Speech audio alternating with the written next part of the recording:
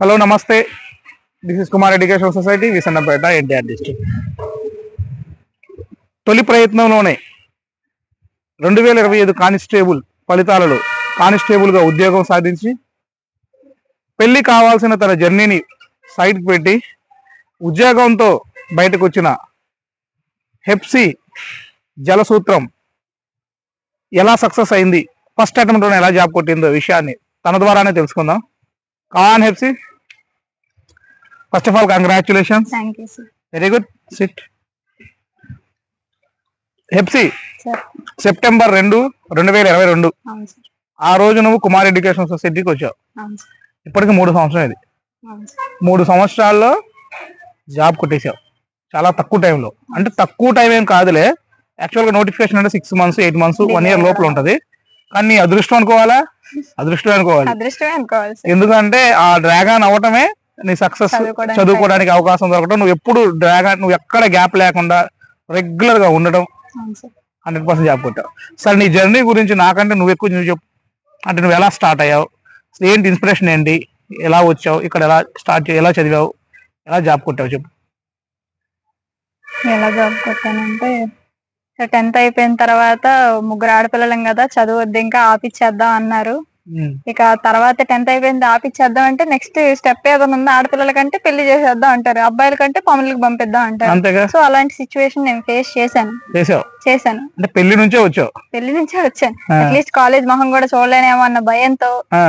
కానీ మా అమ్మ పట్టుబట్టి చదివిద్దాం అమ్మాయిని అని చెప్తే మా నాన్న కూడా దానికి సపోర్ట్ చేశారు. మా అమ్మ మాటకి మా అమ్మకి కూడా మా నాన్నగారు చదివించడం వల్ల జాబ్ వచ్చింది. అవును సార్. మీ అమ్మగారు మీ నాన్నగారు చదివించారు? అవును సార్. చదివించడం వల్లే ఆమె ఇప్పుడు జాబ్ చేయగలుగుతున్నారు. అవును సార్. సో ఇలాగే ఇంకొకసారి అమ్మాయికి కూడా ఛాన్స్ ఇద్దామని చెప్పడం వల్ల నన్ను ఇంటర్మీడియట్ చదివించడం. ఇంటర్మీడియట్ అయిపోయిన తర్వాత రిజల్ట్ కూడా రాలేదు. ఇక్కడ సెర్చ్ చేసాం ఏ ఇన్స్టిట్యూట్ అయితే బాగుంటది, ఇలా గవర్నమెంట్ ఫీల్డ్ లోకి అమ్మాయిని డిపార్ట్మెంట్ లో పంపించాలి అంటే మనకి ఎక్కడ బాగా చెప్తారు అనేది చూసుకోవాలి కదా. సో ఇక్కడ ఎక్కడ దొరుకుతుంది అని సెర్చ్ చేయడం మొదలు పెట్టాను సార్. సో మన దగ్గర ఇంతకు ముందు చదివి వెళ్ళిపోయిన జాబ్ కొట్టిన అక్క నస్రీనా అనే అక్క, ఆ అక్క సజెస్ట్ చేసింది ఇక్కడ నేను పలానా చోట చదువుకున్నా చాలా సేఫ్ గా ఉంది, క్లాసెస్ మంచిగా ఉంటాయి, అట్మాస్ఫియర్ చాలా బాగుంటుంది, అన్ని విధాలుగా నువ్వు సేఫ్ గా ఉండొచ్చురా అని మా నాన్నగారికి చెప్పింది ఆ అక్క. సో మా నాన్నగారు నన్ను ఇక్కడ తీసుకొచ్చి జాయిన్ చేశారనమాట. ఇక్కడ తీసుకొచ్చి జాయిన్ చేయడం, విత్-ఇన్ 2-3 months లో నోటిఫికేషన్ రావడం, ప్రిలిమ్స్ అటెంప్ట్ చేశాను సార్. సో ఎట్లాగోట్లా ప్రిలిమ్స్ అటెంప్ట్ చేస్తే అది సక్సెస్ అయ్యింది, ప్రిలిమ్స్ లో క్వాలిఫై అయ్యాను. ఆ తర్వాత నుంచి ఇక జర్నీ స్టార్ట్ అయింది సార్. ఇక ప్రిలిమ్స్ కి ఎలాగోలా బార్డర్ లో పాస్ అయ్యాను. తర్వాత ఇట్లా కుదరదు, మనం ఇంకా కొంచెం మన గోల్ అనేది కొంచెం ఎక్కువగా పెట్టుకుంటేనే కొంచెం మనం వెళ్ళి చేరగలం. ఎందుకంటే ఏజ్ తక్కువ కాబట్టి కొందులో తీసేసే ఛాన్సెస్ ఉంటాయి అని నా చెవుని పడింది సార్. సో మనం ఇక్కడ చాలా కాన్సన్ట్రేషన్ గా ఎటువంటి ఆలోచనలు ఇంకా విధానాలు ఇవేం పెట్టుకోకుండా జస్ట్ స్టడీ అన్న ఒక్క దాని మీద నేను లాంగ్ టర్మ్ తీసుకుని ఇక్కడ ఉన్నాను సార్. Very good. అవును, అదే నీకు ప్లస్. లాంగ్ టర్మే ప్లస్. లాంగ్ టర్మ్ ఉన్నావు. సేమ్ టైము ఎప్పుడు ఫస్ట్ లో కొంచెం ప్రిలిమ్స్ అప్పుడు నీకు టైట్ షెడ్యూల్ రావడం, ప్రిలిమ్స్ అప్పుడు ఎంపనే రావడం వల్ల, టైట్ షెడ్యూల్ వల్ల ఆ ఇంట్రెస్ట్ ని ఇంకా ఇంప్రూవ్ చేసుకుంటూ ఈ గ్యాప్ రావడం, మధ్యలో మళ్ళీ గ్యాప్ రావడం, అందులో ఈవెంట్స్ బాగా చేసేదాన్ని, చాలా చిరుతప్పులు అని కూడా చెప్పాము మేము. వీడియో పెడితే బాగా వచ్చినాయి లైక్స్, కానీ ఆ షార్ట్ కి మంచి లైక్స్ వచ్చినాయి. అంటే రన్నింగ్ బాగా చేస్తున్నావు, గ్రౌండ్ బాగా చేస్తున్నావు, కానీ స్టడీ మరి జీరో. నువ్వు వచ్చింది జీరోతో వచ్చావు. నీకు అంత అంటే ఇంటర్మీడియట్ తో వచ్చావు కానీ ఫ్రెష్ గా వచ్చావు, నీకు కాంపిటేటివ్ నాలెడ్జ్ లేదు, ఏం చదవాలో ఎలా చదవాలో కూడా తెలియదు. సరే, అలా తెలియని సమయంలో ఇక్కడికి వచ్చిన తర్వాత బాగా ఎవరు సపోర్ట్ చేశారు? ఎవరు బాగా సపోర్ట్ చేశారు నేను జాబ్ కొట్టాలి అంటే? మీ పేరెంట్స్ కి ఉంటుంది అనుకో, అది వేరే, సెకండరీ, అది ప్రైమరీ. ఫస్ట్ సెకండరీగా నిన్ను అంతగా సపోర్ట్ చేసింది ఎవరు? ఇక్కడ అంతగా సపోర్ట్ చేసింది అంటే కుమార్ సార్ కే ఇస్తాను సార్ నేను. Very good. కుమార్ సార్ ఉండి క్లాసెస్ లో ప్రతి ఒక్క గురించి మనకి జాగ్రత్త అనేది తీసుకునేవాళ్ళు సార్.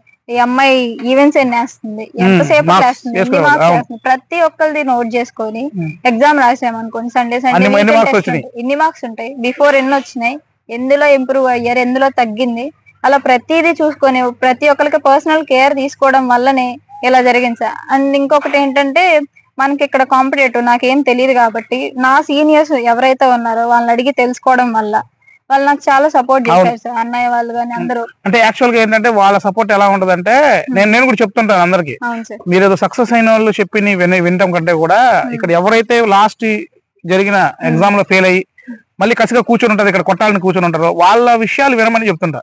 నువ్వు వాళ్ళనే తీసుకున్నావు, వాళ్ళ పాయింట్ తీసుకొని వాళ్ళతోనే బాగా మాట్లాడి వాళ్ళు చెప్పిన సజెషన్ తీసుకొని చదివావు బుక్స్ కానీ. సార్ మోటివేషన్ ఎట్లా ఉంది నీకు? సార్ ఇంకొకటి ఏంటంటే ఎఫ్సి మీ నాన్నగారు వచ్చినప్పుడు చెప్పేవాళ్ళు, సార్ నాకు 3 ఆడపిల్లలు, ఫస్ట్ అమ్మాయి, ఈ అమ్మాయికి ఈ అటెంప్ట్ లో జాబ్ వస్తేనే తర్వాత వస్తుంది అన్న నేను ఉంచలేను, ఎందుకంటే నాకు ఇంకా 2 పిల్లలు ఉన్నారు. ఈ అమ్మాయికి అసలు పెళ్లి చేసేవాడినే తీసుకొచ్చి ఏదో జాయిన్ చేయించారు. నేను అనుకున్నాను ఒకటి అది అవుతుందని జాయిన్ చేయించారు. ఒకవేళ అయినా మంచిది, అవ్వకపోయినా పెళ్లి చేయాలి. కాబట్టి ఈ బాధ్యత మీదే, మీ ఇన్స్టిట్యూట్దే.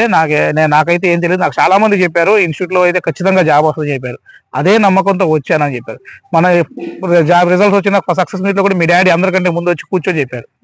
అంటే ఏం నమ్మారు మీరు? మీ డాడీ మా దగ్గర అంటే కుమార్ సార్ ఇన్స్టిట్యూట్ దగ్గర ఏం నమ్మారు? ఏం నమ్మి అంత కాన్ఫిడెంట్ గా ఉన్నారు? జాబ్ వచ్చింది ఎప్పుడు అడిగినా కానీ మా అమ్మాయికి వచ్చిద్దా సార్? వచ్చిద్దండి, ఇంకొంచెం రీచ్ అవ్వాలి, ఇంకొంచెం మార్కులు రావాలనేవాళ్ళు. అక్కడ ఏ విషయంలో నమ్మి ఉంటారు? నీకు చెప్తారు కదా.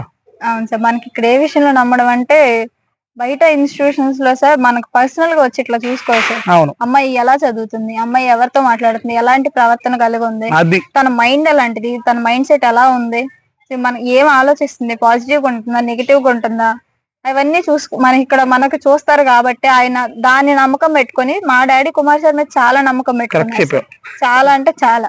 ఈ విషయం చెప్పాలి, ఎందుకు అంటున్నానంటే ఆ మాట, ఈ విషయం ఎందుకు చెప్పారంటే మీ నాన్నగారు ఎప్పుడు మేము ఈ మధ్యలో ఒక ఎలక్షన్ టైంలో ఒక 2 months 3 months ఆపాం. అప్పుడు నేను తీసుకెళ్ళడానికి బాధపడ్డారు. హాస్టల్ ఉండట్లేదండి సార్, ఇక్కడ మీ ఇంట్లోనే పెట్టుకోండి సార్, అది ఇక్కడైనా పెట్టేయండి, ఈ 2 నెలలు పోతే మళ్ళీ చదువు మిస్ అయిపోయింది అన్నారు. మళ్ళీ ఎప్పుడైతే ఇమీడియట్ గా స్టార్ట్ చేసామో ఫస్ట్ నువ్వే వచ్చావు. అంటే ఫస్ట్ నిన్నే పంపించారు, మా అమ్మాయిని పంపిస్తాను సార్ మీకోసమే నేను వెయిటింగ్ అని చెప్పేసి పంపించారు. అంటే మీ నాన్నగారికి బాగా నమ్మకం ఏంటంటే ఇక్కడైతే ఆడపిల్లని సేఫ్ గా సెక్యూర్డ్ గా ఏ విషయం జరిగినా గానీ అబద్ధం లేకుండా కరెక్ట్ గా చెప్తారు. చిన్న చిన్న విషయాలు ఎవరు జరిగినా గానీ మోటివేట్ చేస్తారు. సార్ పర్సనల్ గా తీసుకుంటారని ఒకటి బాగా నమ్మారు, అది నిజం. యాక్చువల్ గా ఏంటంటే నేను కూడా చూస్తున్నాను కదా, ఈ రోజుల్లో చాలా మంది ఇన్స్టిట్యూట్లు ఎలా ఉంటదంటే వాళ్ళే క్లాస్ చెప్పామా వెళ్ళిపోయారా అయిపోయిందా అన్నట్టు ఉంటుంది. కానీ కుమార్ గారి దగ్గర ఆయన స్టూడెంట్ అంటే వాళ్ళ పిల్లలతో సమానంగా వాళ్ళకి మంచి జరిగినా మంచి ఎలా జరగాలి, ఎలా చేయాలనే ఆలోచనలో ఉంటారు. అందుకని ఈ రోజుల్లో అంత గౌరవించబడే స్టూడెంట్స్ చేత గౌరవించబడే టీచర్లు కూడా చాలా తక్కువ మంది ఉన్నారు. కానీ ఈ రోజు కూడా మా అకాడమిక్ టీచర్ అంటే అది వేరే విషయం, ఏదో మార్క్స్ ఉంటేనో ఏదైనా భయపడతారు. కానీ నాన్ అకాడమిక్ డబ్బులు కట్టి జాయిన్ అయ్యేది ఇక్కడ ఇటు వస్తుంటే అటు వెళ్ళిపోతుంటారు. ఇది చాలా తక్కువ. అంటే మాస్టర్కి ఆ రెస్పెక్ట్ అనేది ఇవాళ కూడా మన స్టూడెంట్స్, కుమార్ గారి స్టూడెంట్స్, కాంపిటేటివ్ స్టూడెంట్స్ బాగా రెస్పెక్ట్ ఇస్తారు. అది నేను చాలా గొప్పగా ఫీల్ అవుతాను. అంటే ఎందుకంటే ఈ రోజుల్లో అలాంటి ఫ్యాకల్టీ లేరు, అలాంటి టీచర్లు లేరు ప్రైవేట్ సెక్టార్ లో, అలాగా గౌరవించే స్టూడెంట్స్ అంతకంటే లేరు. ఎలాంటి స్టూడెంట్ అయినా కుమార్ గారు ఆయన దగ్గర చదువుకున్న స్టూడెంట్ వస్తుందంటే ఆయన ఏ స్థాయిలో ఉన్నా కానీ ఆయన చూస్తే కొంచెం భయపడతారు, మాట్లాడడానికి కొంచెం ఆలోచించి మాట్లాడతారు.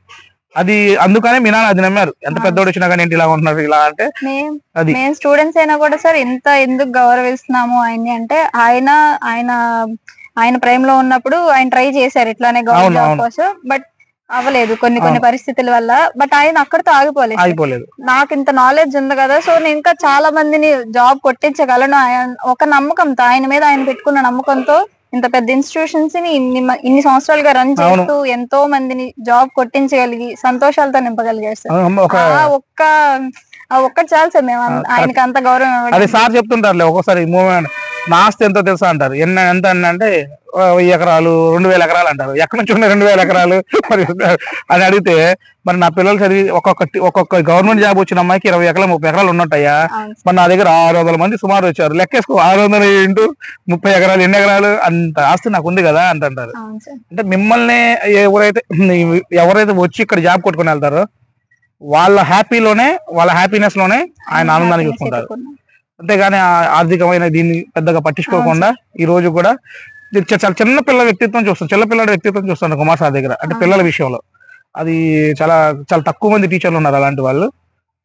ఓకే నాన్న, సరే నువ్వు సక్సెస్ అయ్యావు, నెక్స్ట్ ఇప్పుడు రాబోతున్నారు చాలా మంది పిల్లలు కానిస్టేబుల్ అవ్వాలి, ఎస్ఐ అవ్వాలని ఇంట్రెస్ట్ ఉన్న వాళ్ళు చాలా మంది ఉన్నారు. వాళ్ళకి ఏం సజెషన్ ఇద్దాం అనుకుంటున్నావు అసలు? అంటే వాళ్ళు వస్తే ఎలా షార్ట్ టర్మ్ లో కొట్టావు కాబట్టి నీ విజయ రహస్యం వాళ్ళకి చెప్తావా? చెప్పు నాన్న. ఓకే, నెక్స్ట్ అప్కమింగ్ స్టూడెంట్స్ ఎవరైతే వద్దాం అనుకుంటున్నారో ఫస్ట్ వాళ్ళని వాళ్ళు బిలీవ్ చేసుకోమని నేనైతే చెప్తాను సార్. సో బయట వాళ్ళకి పక్క వాళ్ళకి ఎంత చూసినా గానీ నీ పవర్ ఏంటి, నీ స్ట్రెంత్ ఏంటి, నీ స్ట్రాటజీ ఏంటి ఏం తెలియదు కదా సార్. నువ్వు ఎంత చదవగలవు, ఏం చేయగలవు, ఎట్లన్నది ఎవరికి తెలియదు. తెలియదు. సో మనకు మనల్ని మనం చేసుకొని మనల్ని మనం రోజు రోజుకి ఇంకా బెటర్ చేసుకుంటూ ఉండటం వల్ల సో మనం ఒక మంచి పొజిషన్ లో ఉండగలుగుతాం సార్. మనం వెళ్ళే ప్లేసెస్ గానీ కాంపిటేటివ్ అనేది సార్ బయట రకరకాలుగా ఉంటుంది సార్. కానీ ఇక్కడ అలా కాదు. సిటీకి దూరంగా ఎటువంటి అదర్ అవిగేషన్స్ ఏం లేకుండా ఒక చక్కటి ప్రశాంతమైన వాతావరణంలో చదువు మాత్రమే మనకి ఇక్కడ ఇంకేం ఆలోచన ఏం లేకుండా అలా పెట్టుకొని మన మీద మనం నమ్మకం ఉంచుకొని అమ్మ నాన్న ధ్యాసలో పెట్టుకొని చదువుకుంటాం. మంచి బుక్స్ ఏర్పాటు చేసుకోవటం, స్టాండర్డ్ బుక్స్ పెట్టుకోవడం, వాటి మీద మంచిగా అవగాహన కలిగి ఉండాలి సార్ వచ్చే ప్రతి ఒక్కరు కూడా. అవును, చూసారుగా జలసూత్రం హెప్సీ రాణి 2022 నుంచి 25 వరకు జరిగిన నోటిఫికేషన్ 2025 కానిస్టేబుల్ ఫలితాల్లో ఉద్యోగాన్ని సాధించి సివిల్ కానిస్టేబుల్ గా ఎంపికై కుమార్ ఎడ్యుకేషనల్ సొసైటీ నుంచి, అంటే ఏ ఎడ్యుకేషనల్ సొసైటీకైనా ఏ కాంపిటేటివ్ సెంటర్కైనా కానీ ఫస్ట్ అటెంప్ట్ లో కొట్టిన పిల్లలు చాలా తక్కువ మంది ఉంటారు. ఏ కాంపిటేటివ్ సెంటర్ కైనా అంటే ఫస్ట్ అటెంప్ట్ లో రావడం, జాబ్ కొట్టడం అనేది చాలా కష్టమైన పరిస్థితి. ఈ రోజులు ఇంకా చాలా కష్టం. ఇలాంటి పరిస్థితుల్లో ఇంత పెద్ద ఏమంటారు కట్ ఆఫ్ ఉన్న పరిస్థితుల్లో కూడా హెప్సీ రాణి చాలా కష్టపడింది. చాలా కష్టపడి ఈరోజు జాబ్ సాధించి ఈరోజు అందరికీ చాలా ఇన్స్పిరేషన్ గా నిలిచింది. చూశారు కదా, ఏం చెప్పిందో విన్నారు కదా. ముందు మిమ్మల్ని మీరు నమ్మండి. మిమ్మల్ని మీరు నమ్మి ఉద్యోగం వస్తుందని నమ్మి రండి, కూర్చోండి, డిసిప్లైన్ గా ఉండండి, ఉద్యోగం కొట్టండి. కంగ్రాచులేషన్స్ రా. Thank you. Thank you.